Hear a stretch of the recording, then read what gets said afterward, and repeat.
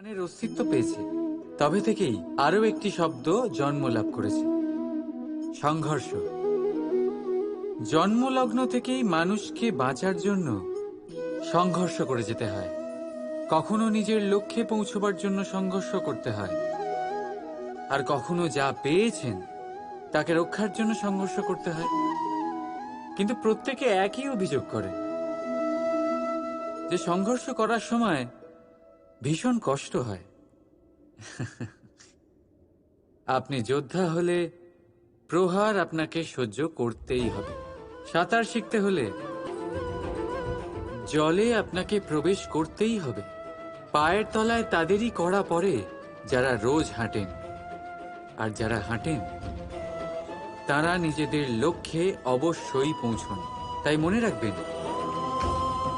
জীবন ততক্ষণই আছে যতক্ষণ কর্ম করবেন।